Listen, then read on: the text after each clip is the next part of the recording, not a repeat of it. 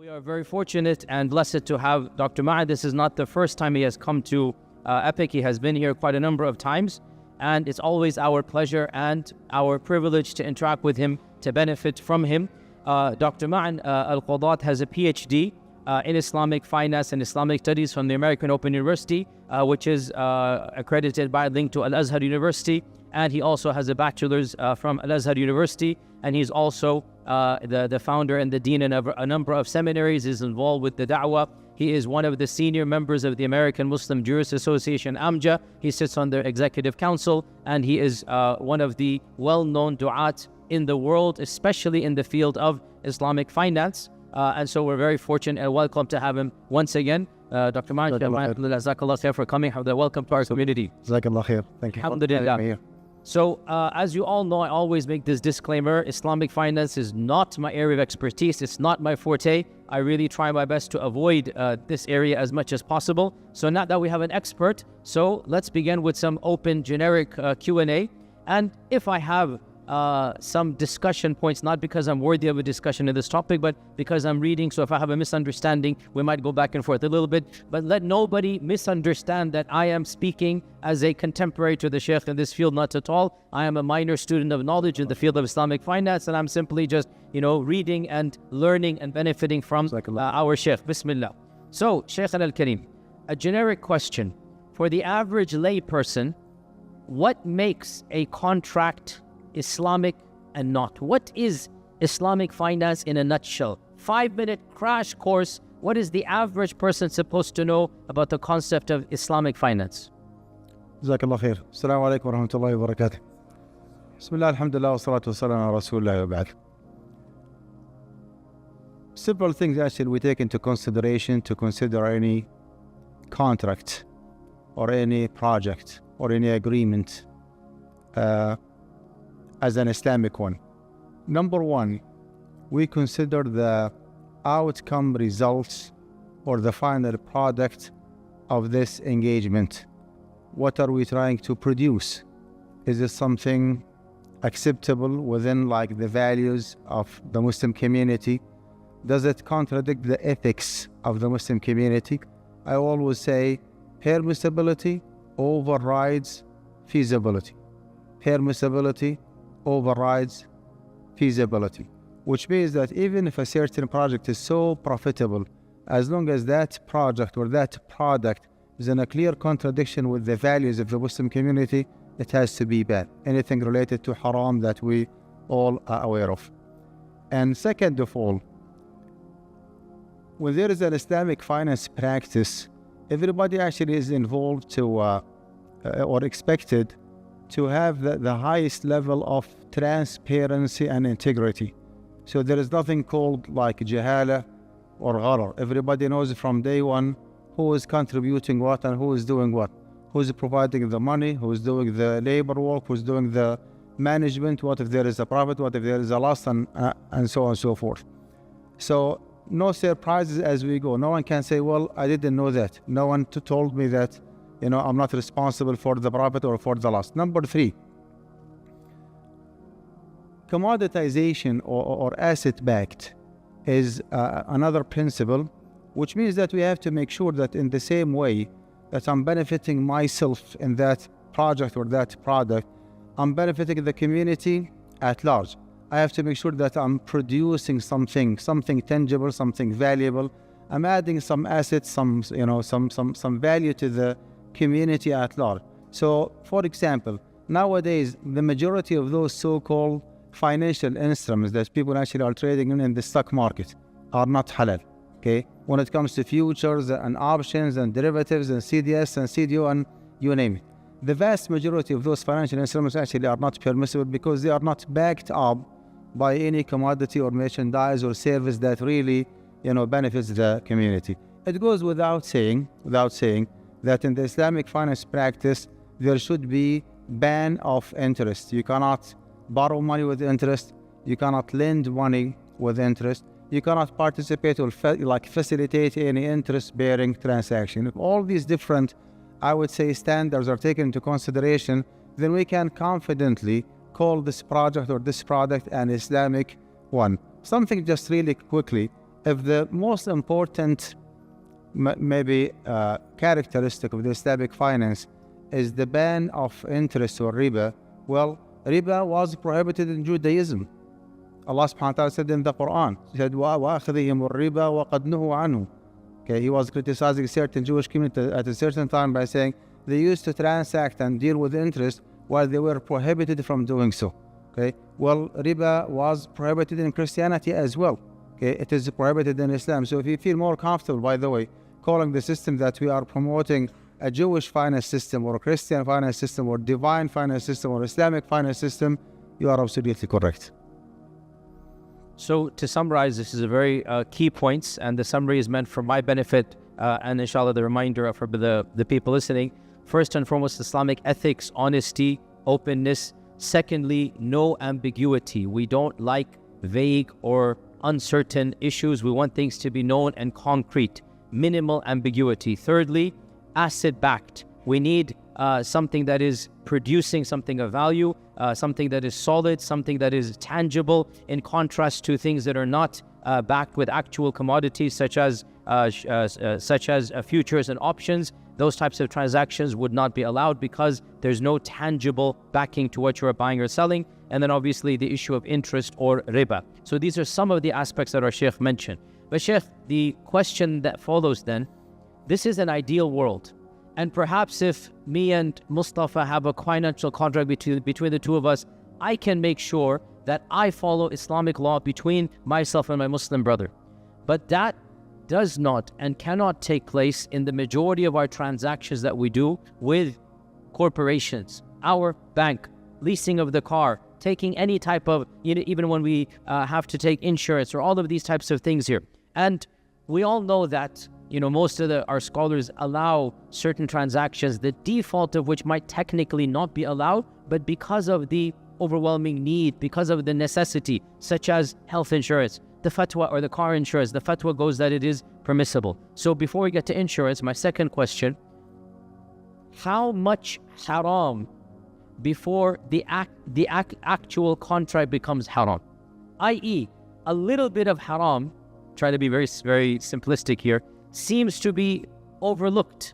We all have bank accounts, even though technically we should not be dealing with banks, because banks are the essence of riba. But all of us have bank accounts.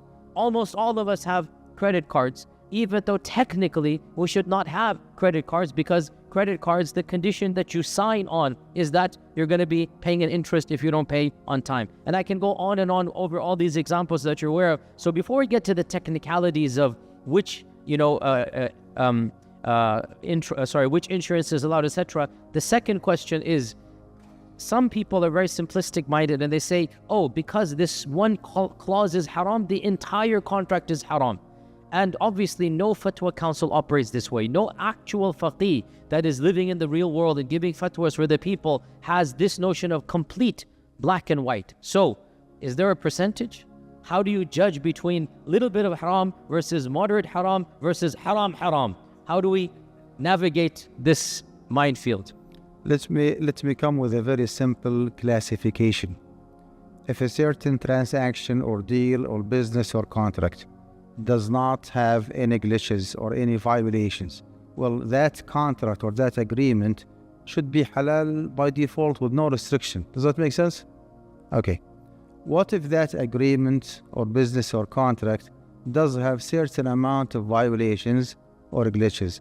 In this case, from a pure fiqh perspective, we have to have sufficient amount of hajah or need to permit that particular transaction or that particular contract. Now, between like glitches free, halal by default, all the way until you reach to a contract or agreement that is explicitly prohibited. For example, borrowing money with interest. Okay, so we started with glitch free, halal by default, and then some glitches and violations that has to be, proven in order for that agreement or deal or contract to be permitted as needed for the hajah, all the way until you reach to an agreement or a deal that is explicitly prohibited, right? In this case, we have to find a darura or necessity to permit it, right? So halal by default, halal as needed, haram that could not be permitted unless there is a necessity. Now let's take some of the examples that Sheikh Yasir mentioned here. Holding credit card. Holding credit card is not a pure halal option because there is a clause that in case of using your credit card for cash withdrawal, in case you did not pay your monthly statement in full or before the due date, you subject yourself to paying interest. Is that correct? Well, that particular clause does not convert the whole deal to be explicitly haram because riba in this very particular case is avoidable. What if I did not use my credit card for cash withdrawal? What if I always pay the monthly statement in full before the due date? How much riba I'll be paying? Zero. Is that correct? As opposed to going to Bank of America, as they call it, Bank of America, or Chase or Wells Fargo, and applying for a loan. When you apply for a loan for a certain, APR, annual percentage rate, that is the explicit, straightforward haram transaction. Unless you show a case that there is a necessity, then borrowing money with interest actually would be prohibited. The Sheikh mentioned open a bank account. Well, we need to ask here, is it a checking account or a saving account? Well, saving account actually is a none but interest-bearing loan. You give your money to the bank by the FDIC. The principal is guaranteed and the return on top of the principal is guaranteed. As if you are, the Islamic interpretation of what's going on, is that you are lending your money to the bank. So you are not supposed to open a saving account. What is the alternative? That's completely different discussion. I don't want to take too much of your time. So, Shaykhana, you mentioned that one has to weigh the hajat, that which is not necessarily life and death, which is darura, but a need with the level of haram. So you weigh the need for this contract with the level of haram. Now, this is where obviously subjectivity comes in, right? And this is where so many different fatwas and fiqh councils have completely contradictory positions, even though they are approaching it with the same equation, the same concept, the same paradigm. We weigh the amount of haram with the hajat. And using the same paradigm, two different ulama about the same scenario could give two different fatwas. So the classic example, which everybody asks all the time, mortgages. This is the classic example that it affects every single one of us. That should we go out of our way to try to find what is called an Islamic mortgage, which is another question altogether, is even Islamic or not? Let's not even go there today. Or should we just follow the position of so many councils, the European Council, Sheikh Qadhi, the council I'm a part of, the Fifth Council of North America, which basically uses the exact same principle, and that is haja versus element of haram, and says the haja for a house is so great that in this case, the element of haram will be overlooked. Not that it is halal intrinsically, but when you weigh the evil and the good, the good in this case, the need to live a dignified life and to pass it on to your children outweighs the harm. So how then do we go about assessing the haja versus the haram? And then obviously, what is your personal opinion about this whole issue of mortgages? Let me give you the position actually of my fiqh council, or the one that I represent, which is AMJAD, the Assembly of Muslim Jurists of America. I'll give you a very practical example. Borrowing money with interest for mortgaging a house, as opposed to borrowing money with interest for higher education purposes. Let's just hypothetically say that someone could not find sufficient grants or financial aid or any kind of financial support, and even the subsidized loans are not available, or available but insufficient, or he does not qualify for it. He or she reached to a point where he either borrows money with interest to proceed with that program, with that study, or otherwise he would be dropped from the program. So there is no way out other than borrowing money with interest. Now, this is one example. Other example, mortgaging a house. When it comes to mortgaging a house, this is our position. The Sheikh might have different opinion. The way that we look at it is that if you do not have halal alternative, or halal enough, if you wish, alternative, you can rent a house. So the alternative actually is there. But if you reach to a point where you cannot find any source of funding to proceed with your higher education, whether MD or PhD or master's or bachelor's or even post, doctoral degree, right? you cannot, proceed without borrowing money with interest. Now, there is a definition of الضرورة that is like not the mainstream, definition. It goes in Arabic: ما يلحق المكلف ضرر بتركه ولا يقوم غيره مقامه. الضرورة is an irreplaceable matter. Where lacking it causes harm to the Muslim. If you do not borrow money for purchasing a house, well, you can rent. I mean, you will not be, you will not be homeless. I mean, you can manage somewhere, somehow to rent a house or apartment and just live with your family members. But if you do not have money to borrow, to pay the tuition fees, again, providing that there is no other alternative, you will be out. So the alternative actually is not there.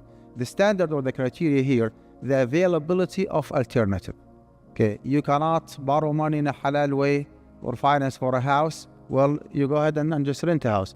You cannot borrow money for higher education. You can borrow money with interest, and you will be exempted from the default rule of haram. So our official position that borrowing money or taking unsubsidized loan for higher education purposes for Muslims living in the USA is permissible as a kind of dispensation or exemption from the default rule. So that is the position or the way that we differentiate between the haja and darura. To keep it very simple, the availability of alternative.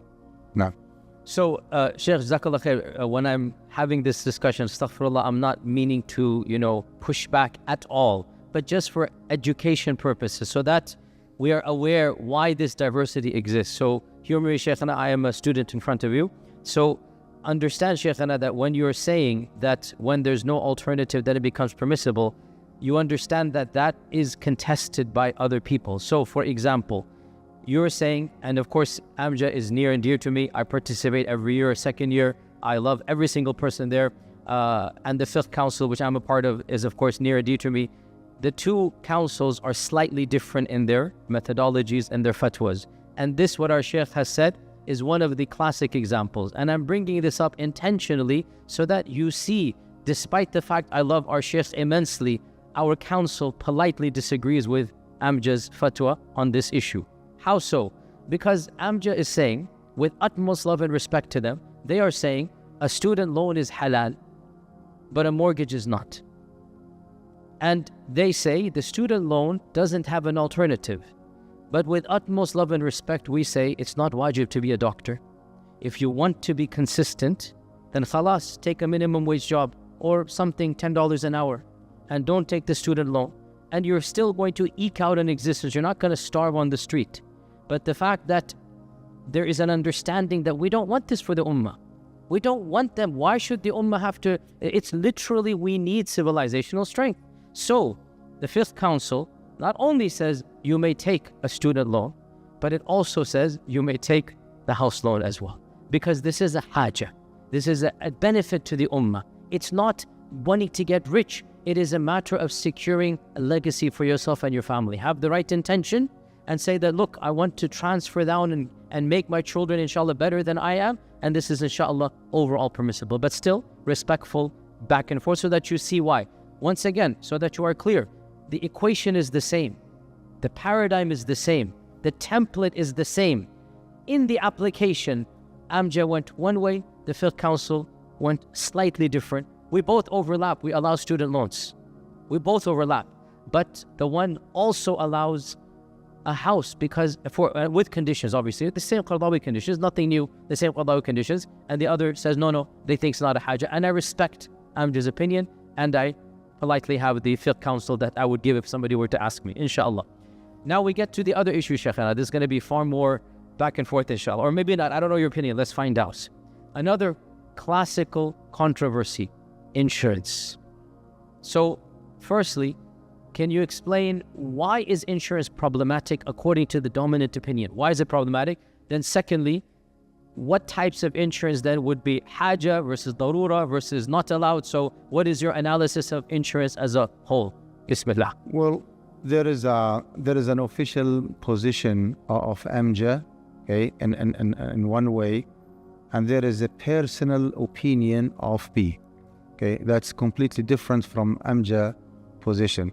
So let me start with the official position of AMJA. We go with the mainstream fatwa that any kind of government-based or mutual-based insurance is halal by default, because the government is not looking forward to make a profit, and the mutual, insurance, there is no contradiction. There is no like shareholders as opposed to policy holders. All the proceeding will be paid back to the shareholders, who are by default the account holders.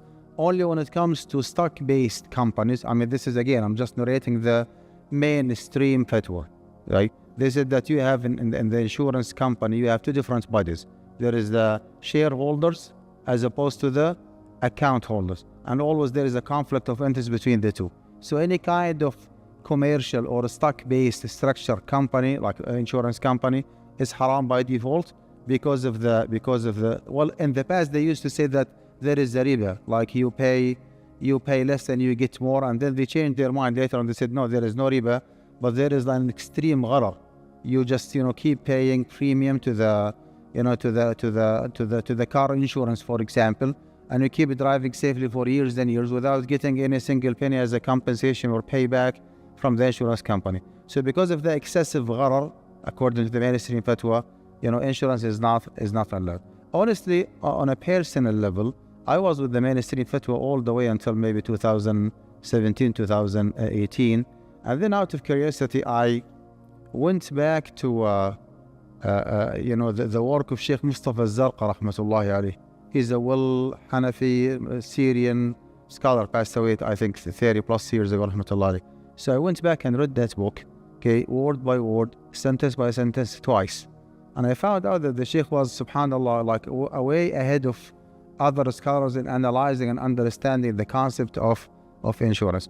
Long story short, he made a very simple argument. I'm going to use some like American examples. Okay, he says, like, the main of his argument, the Social Security Administration is telling you, if you pay me $200 a month deducted from your paycheck, and something happened to you, rest in peace, donatory, I'm going to pay your wife and your kids such and such amount within certain criteria. Life insurance company is telling you, listen, if you pay me $200 a month and something happened to you, rest in peace, donatory, I'm going to pay your family members a check of $500,000 or $1 million. He said, what is the difference? This is a bilateral agreement, two-sided commitment, premium from your end that has to be paid, and insurance compensation or insurance benefit from the other side. There is no benevolence, there is no ta'awun, there is no charity, there is no favor. No one actually is doing you a favor. By the law of the land, if you pay your premium, you are entitled, or your family members upon your death are entitled to a certain compensation. What is the difference between life insurance and Social Security or Medicare or Medicaid in the United States? So he concluded that you either permit everything or you prohibit everything. Do not tell me that, the life insurance company actually invests their money in a haram way. Well, can you prove to me that the Social Security is investing, the extra money or the proceeding in a halal way, or the Medicare or Medicaid? The answer is absolutely no. This is from one side. From the other side, the essence of the agreement is the premium versus the insurance compensation. Anything else actually is irrelevant. Anything else is out of concern. Okay, the agreement is the bilateral agreement.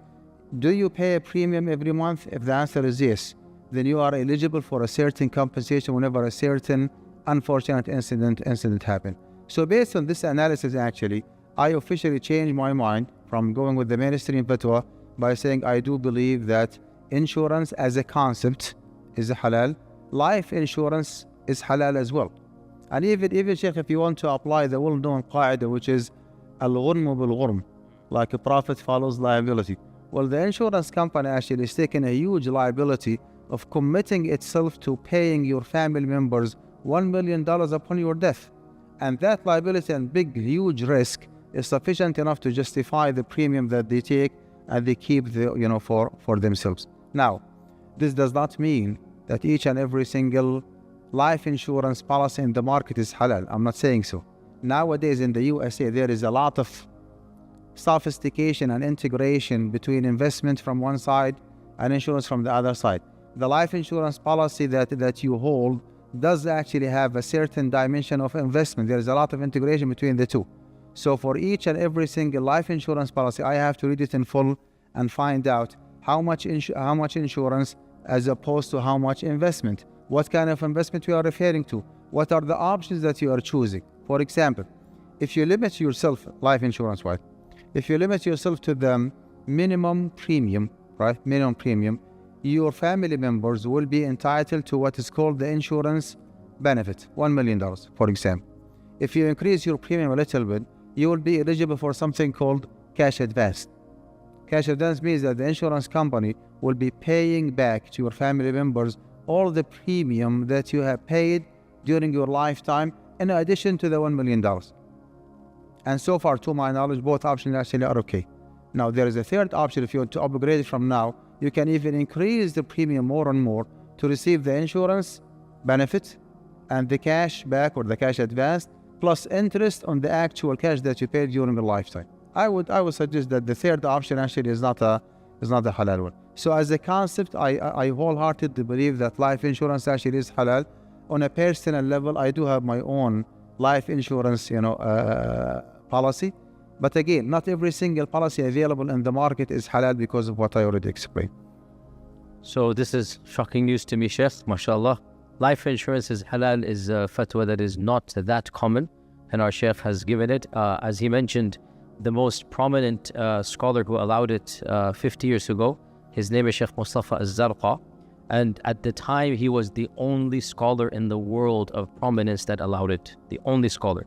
And he had very strong pushback, and so he wrote a treatise in a book where he explained why he permitted it. And of course, this book is available in Arabic and some articles about it in English. To this day, the majority of councils, including AMJA, and believe it or not, in this case, even the Fiqh Council is more conservative than the Sheikh. So being conservative and liberal doesn't mean anything when it comes to fiqh. So here we have a classic example. Even the Fiqh Council, as of yet, has not given the fatwa that life insurance is halal. The perception is, I'm sorry to be stereotypical, the perception is I'm just more conservative than the Fiqh Council. There's an element of truth. Yet, the devil's in the details, the saying goes. Life insurance is a very, very contested issue, and the vast majority of fuqaha and councils do not permit it, including AMJA, does not allow it as officially. But the Sheikh is saying, and of course AMJA appreciates and allows individual members to have individual opinions, right? So the individual opinion is not ascribed to the organization. So very clearly the Sheikh said, make sure you do not misquote him, AMJA's official position, the American Muslim Jurists Association. And as of yet, Fiqh Council, however, you should be aware the Fiqh Council is debating this issue, and I don't know where it's going to head. As of yet, even the Fiqh Council, both of them have said life insurance is not allowed. However, Dr. Ma'an al-Qudha is an expert, and he is saying that it is permissible with these conditions. And this goes to show you this ambiguity and diversity exists. Two more questions, we'll call it a day, inshallah. Second to last question. And I know you'll have a seminar on zakat tomorrow. So guys, you need to attend tomorrow's seminar. Make sure you attend, bring your pen and paper, take notes, ask questions. There'll be plenty of time for Q&A. But to ask a very juicy question, very soon a fatwa will be released by the Fiqh Council that allows zakat, or I should be more precise, a portion of one's zakat, not all of it, to be utilized for political lobbying for the sake of protecting the ummah. Political lobbying, just for example, Gaza. For example, what is happening now in Gaza. If we come across a politician that wants, and his promise, and it seems clear from his, and again, only Allah knows ilm al-ghaib, it seems clear he wants to try his best to stop Gaza, the genocide, I should say. Very soon, it's not actually out yet, but we're drafting it, we're literally drafting it now, that we're going to allow a portion of your zakah, not all of it, a portion of your zakah to go to political campaigns in order to protect the interests of the ummah, not in order to protect your taxes of your house. No, in order to protect the interests of the ummah. And we have our evidences that the Sheikh is well aware of. So, Sheikhana, what do you think of this type of fatwa? And do you see zakat as something that we can use for communal benefit to protect the interests of the ummah? Let's differentiate between the theory and the practice, or the fiqh ruling and the application of that fiqh ruling. Now, upon our discussion today, we said that if there is one of those 8 different categories where you can justify giving those like that money for political lobbying, it should be under the category fi sabilillah, for the cause of Allah. Now, all the contemporary fiqh councils are unanimous that fi sabilillah does not necessarily mean the actual military jihad, any kind of effort to establish and to empower the deen of Allah subhanahu wa ta'ala could be interpreted as jihad, with the general meaning of the term jihad, which is to struggle or to strive to establish something good for the deen of Allah Azza wa Jal. Now, since we are in agreement that fi sabilillah could be interpreted under this category, can you, theoretically speaking, can you give that money to a non-Muslim who is promising, to like defend your agenda and to work like hard to pass your agenda and to stop the genocide, in Gaza, for example? Theoretically speaking, based on this takhrij, I would say that is fine, that's acceptable. Now, it has to be taken case by case basis. I'm not saying that giving money under the category of fi sabilillah for political lobbying is permissible all the way down. I would say I would just limit myself to the theory by saying yes, right? But when it comes to tahqiq al-manat, when it comes to the implementation of that fatwa, I would rather refer to a fiqh council, either Fikna or Amja, to come up with a group or like an official position that yes, in the USA in 2025, Muslims can designate certain part of their money under the category fi sabilillah to give to certain non-Muslim politicians or candidates. That would be fine as long as it is declared by a fiqh council. As of me, I would just rather limit myself to the theory and not to give an official fatwa. I do not allow anyone to give money to like political lobbying purposes, because that's something contemporary, needs a collective fatwa, not individual fatwa.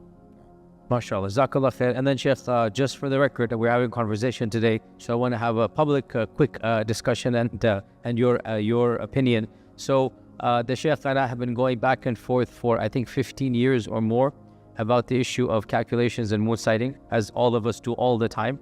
So I wanted to ask directly the Sheikh in front of everybody now, what is his view on this very contentious issue that every single masjid in North America is so debating and contentious. The Sheikh's position 15 years ago used to be no calculations. So I wanted to hear if there's any been update and what is the latest, inshallah.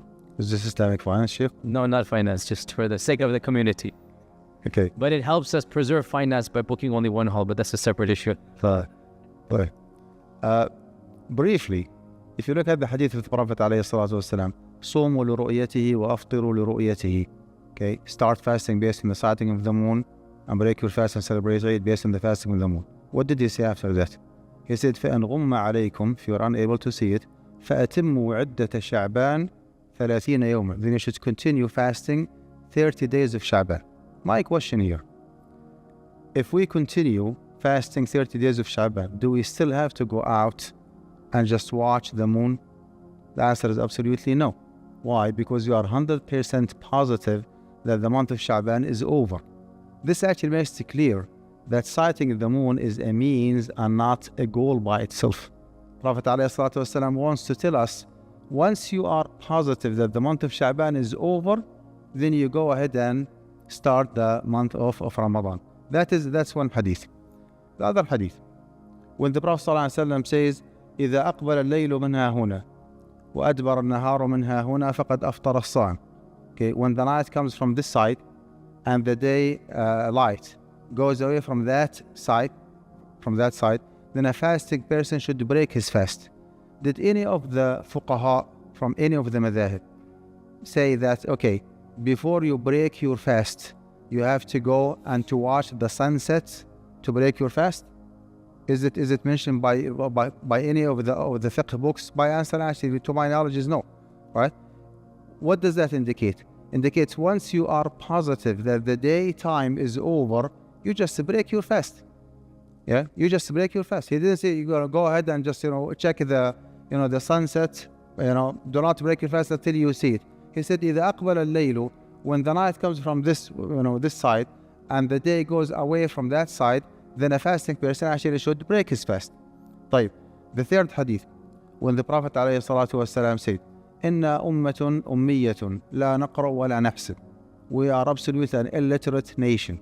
We do not write, we do not calculate. الشهر هكذا وهكذا. The month, meaning the lunar month, is either 30 days or 29 days. I kept actually, scratching my head, asking myself a question. Why he said عليه الصلاة والسلام in the beginning, إن أمة أمية لا نقرأ ولا نحسب. We are illiterate ummah. We do not calculate, we do not write. The shahr, the moon, should be either 30 or 29 days. And then I found that connection, as if he is telling us, within the given circumstances, within the level of technology, because we are so illiterate, we just go with either 30 days or 29 days, which indicates clearly, indirectly, whenever you reach to a level of technology where you can determine the beginning and the end of the month, okay, by calculation, go for it. Again, to make it clear that sighting the moon is not a goal, it is a means by itself. Maybe one or two evidences just briefly. When Allah subhanahu wa ta'ala says to Muhammad alayhi salatu wasalam, أَلَمْ تَرَ كَيْفَ فَعَلَ رَبُّكَ بِأَصْحَابِ الْفِيلِ. Did not you see what your Lord has done with Ashab al-Fil, like Abrahat al-Ashram when he came to destroy the Kaaba? Is it possible for Muhammad alayhi salatu wasalam, who was born on Am al-Fil, to watch with his actual naked eyes what happened with Abrahat al-Ashram? Of course not. So Alam Tara means Alam Ta'lam. When he says subhanahu wa ta'ala, Alam Tara kayfa fa'ala rabbuka bi'ad. Did not you see? I mean, that's the literal translation. Did not you see what your Lord has done with Ad? Where is Muhammad alayhi salatu wasalam and Ad? You are talking about hundreds of years. So Alam Tara means Alam Ta'lam. Arabic language is so rich and so deep. So not every single Tara, okay, or Ru'ya means like, the actual sighting. Okay, it could mean the confirmation of the news, the acknowledgement of something. So applying this concept, if you go back to the hadith, when the Prophet ﷺ says, صُومُوا لِرُؤْيَتِهِ وَأَفْطِرُوا لِرُؤْيَتِهِ, he wants to say, okay, start your fasting based on the acknowledgement of the beginning of the month within whatever means that you have. Once you are positive that the month of Sha'ban is over and the month of Ramadan starts, then you start fasting. Once the month of Ramadan actually is over, then you have to break your fast. And based on that actually, and based on the fact that calculation actually is a fixed and absolute, right? While the moon sighting is a probable one. Like people might do the right sighting and might do the wrong sighting. They might see the moon in a different direction. They might see like another planet thinking that this is if you give them the benefit of the doubt. So how can you allow the probable way, okay, make it like overriding the absolute? Well, the absolute one actually is 100% accurate. And every single day, we depend on calculation when it comes to as-salawatul khams, Fajr, Dhuhr, Asr, Maghrib and Isha. Is that correct? We determine the lunar eclipse and the solar eclipse based on calculation. But when it comes to moon sighting at the beginning of the month of Ramadan, we say no, we have to stop and just go out and watch the moon. That's actually unacceptable. We have to take advantage of the technology and benefit, from it, and make sure that we utilize that technology, for the cause of Allah subhanahu wa ta'ala, to make the life of the Muslim Ummah easy. So my official position actually is that I do believe wholeheartedly that calculation is a very authentic way of determining the beginning and the end of the month. However, I'm always with the unity of the community. I will never allow two different neighboring masajid in the same locality, in the same town. One of them is praying Taraweeh and the other one is celebrating Eid. See? Whether it is calculation, and by the way, even when it comes to the official position of MJ, we said that Muslims in every single city have to go with the vast majority of the Muslim community, even if it is calculation. MashaAllah, MashaAllah. Alhamdulillah, Shaykh, it's nice to hear from you directly that calculations is the more authentic method. But whatever the position might be, we go with the majority. With one caveat, Sheikh, and with utmost respect, I would say that yes, you go with the majority as the default position of the people, but those that are in charge, they need to steer the community in a wise manner. And on a personal level, when I came to this community 6 years ago, as you're all aware, there was no issue of calculations. You were doing the moon sighting. And I felt very strongly this is not healthy for the ummah and for our next generation. And that policy was changed. And after we changed, the majority of masajid of Dallas followed suit. Right now, as we stand, and we did a survey and census this year, the majority of masajid of Dallas are following calculations. That was not the case when I came to the city 6 years ago. So there's a difference between the people of the masjid and the people in charge of the masjid. The people of the masjid follow their local masjid. And our neighboring masjid might have a different opinion. We respect them. And we tell the people of that masjid, follow your board. No problem. That's what I said when I was asked. But board to board and sheikh to sheikh, that's a different conversation. And we have the right to work behind the scenes. And some of us are working behind the scenes for the last 6 years. We have the right to work behind the scenes to bring about a supermajority. And that is a different mechanism or reality then. You know, the masses should follow the board and don't cause any confusion at all. No hatred, no animosity, no. But boards can work behind the scenes, and that is what is happening, inshallah.